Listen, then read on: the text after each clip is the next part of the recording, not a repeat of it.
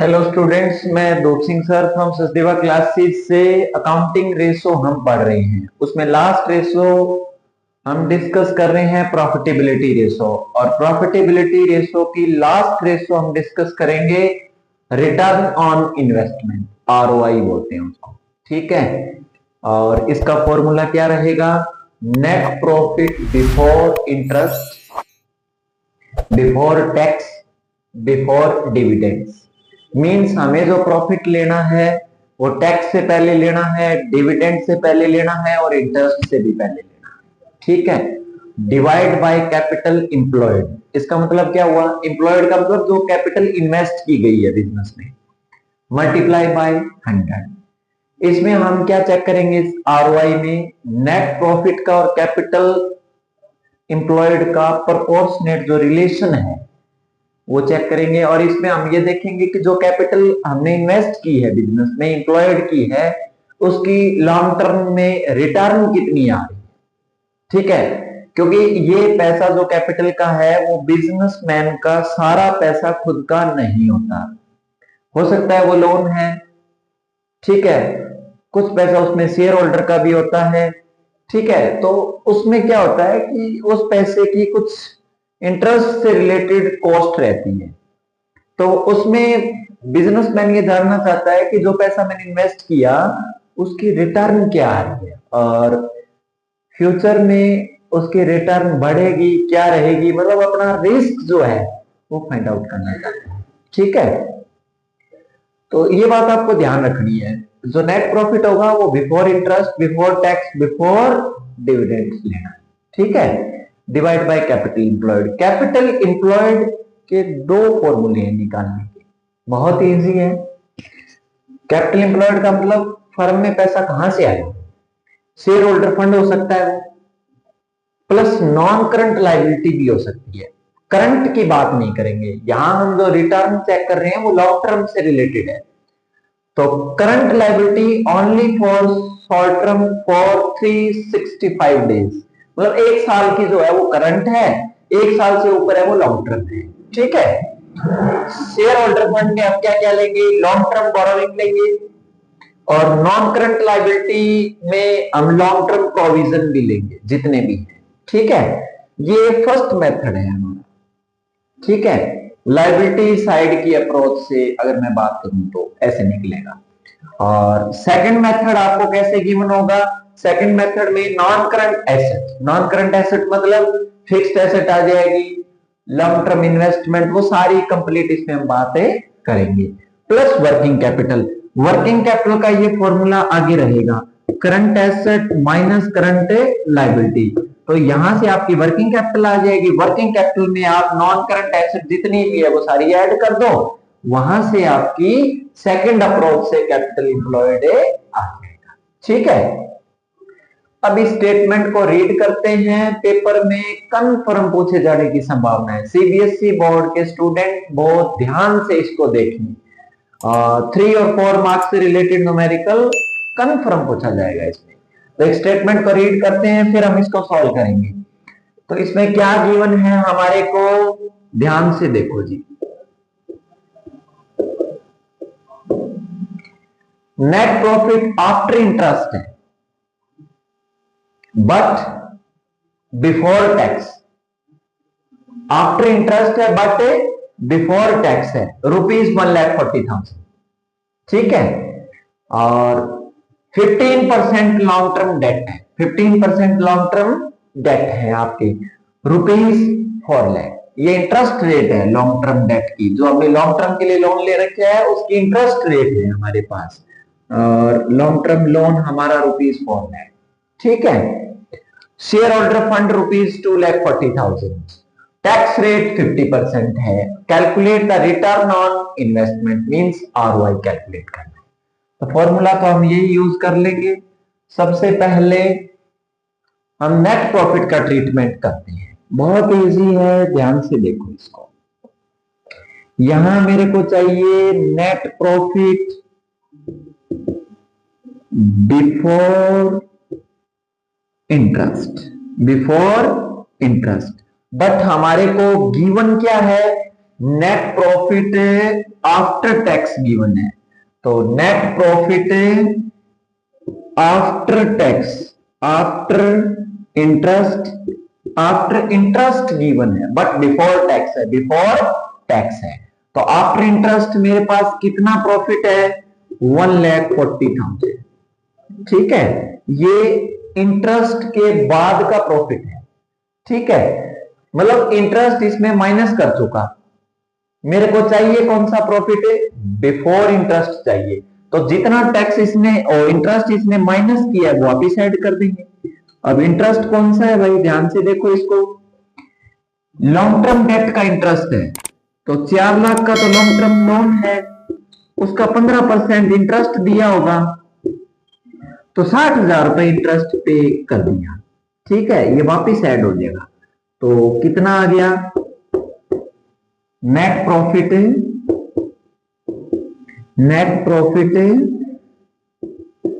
Before interest.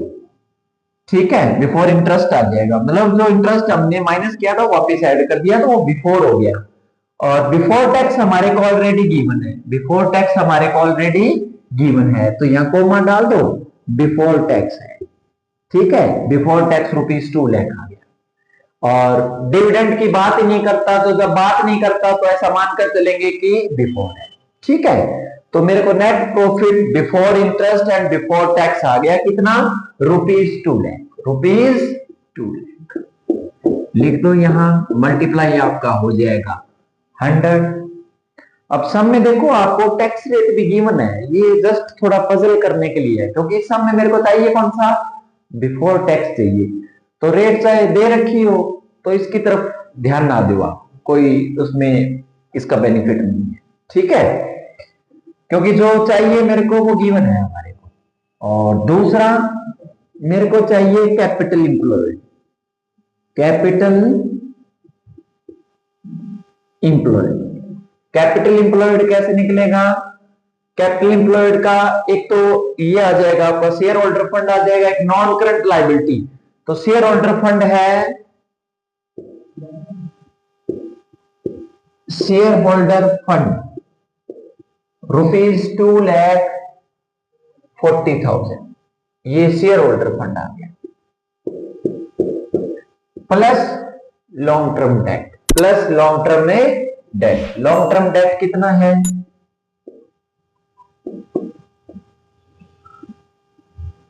Long term debt ₹4 lakh. कितना आ जाएगा, 6,40,000। ये आ गया, ये आपका कैपिटल इंप्लॉयड आ गया। ठीक है, मतलब शेयर होल्डर ने तो कैपिटल का 2,40,000 लगाया है, और लॉन्ग टर्म के लिए 4 लाख का हमने लोन दे रखा है, तो टोटल कितना, 6,40,000 आ गया। क्लियर, इसको आप कैलकुलेट कर लेना। कैलकुलेट करने के बाद आपका आ जाएगा 2000 मल्टीप्लाई 64। ठीक है, तो ये आपका 31.25% आ जाएगा ROI का आंसर। ठीक है, तो रिटर्न ऑन इन्वेस्टमेंट आपको ऐसे भी पूछा जा सकता है। मोस्ट इंपोर्टेंट न्यूमेरिकल था, स्टेटमेंट भी शॉर्ट है और हल्का सा टिपिकल भी था। एक दो न्यूमेरिकल हम इसमें और डिस्कस करते हैं, फिर ये चैप्टर आपका कंप्लीट हो जाएगा। हेलो स्टूडेंट्स, एक न्यूमेरिकल हम ROI से रिलेटेड और करेंगे।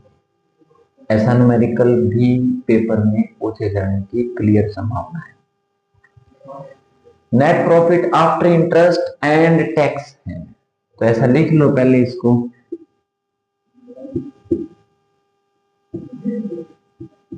नेट प्रॉफिट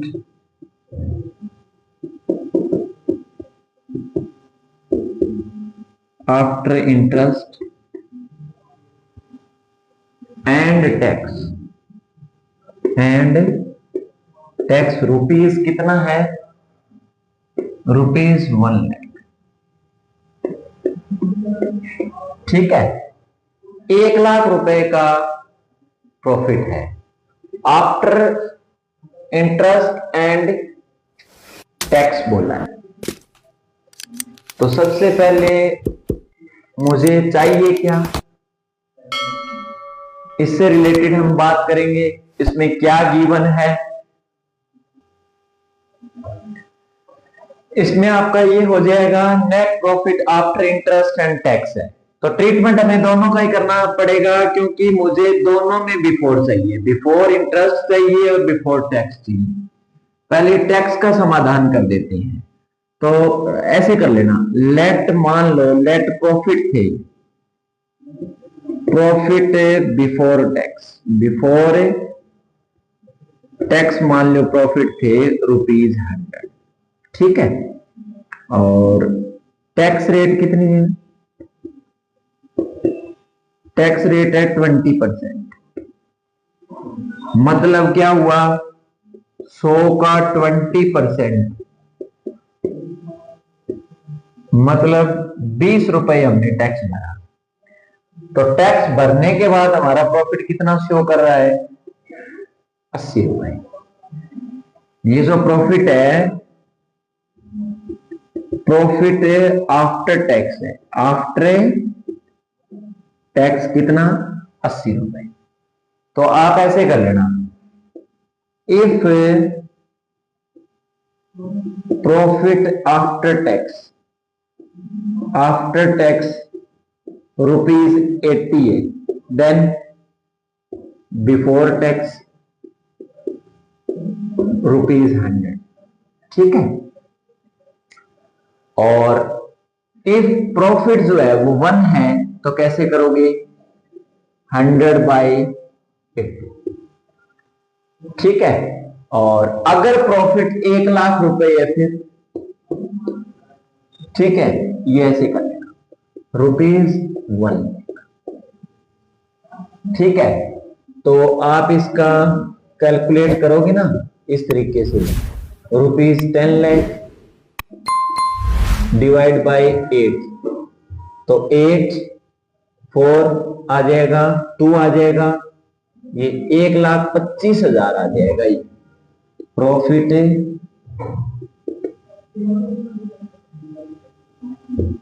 बिफोर टैक्स, ठीक है। अब सम में क्या गिवन है, जो प्रॉफिट है वो आफ्टर इंटरेस्ट भी और टैक्स भी है। टैक्स का तो हो गया, इंटरेस्ट का और कर लेते हैं। तो मतलब इंटरेस्ट हमने दे रखा है, इन्होंने टैक्स इंटरेस्ट पहले गिवन है, दे रखा है इस प्रॉफिट में से टैक्स, इस प्रॉफिट में से इंटरेस्ट इन्होंने पेड किया हुआ है। मेरे को चाहिए इंटरेस्ट से पहले वाला। तो इसमें देख लो, लॉन्ग टर्म डेट हमारे को गिवन है 4 लाख रुपए की, 4 लाख का 10% इंटरेस्ट रेट गिवन है, तो टैक्स कितना भरा होगा, 4 लाख रुपए का 10% लगा लेना, मतलब 40,000 रुपए टैक्स के उसके इंटरेस्ट के दिए होंगे। तो नेट आपका कितना आ जाएगा, 1,65,000 रुपए जो प्रॉफिट आया है ना, वो बिफोर इंटरेस्ट एंड टैक्स आ गया। ये जो मेरे को चाहिए 1,65,000 यहां लिख देना, मल्टीप्लाई 100 कर देना, ठीक है। और मेरे को क्या निकालना पड़ेगा, कैपिटल इंप्लॉयड। बहुत इजी है, ये आप यहां से निकाल लेते हैं इस फॉर्मूले से। आपको सब में क्या गिवन है,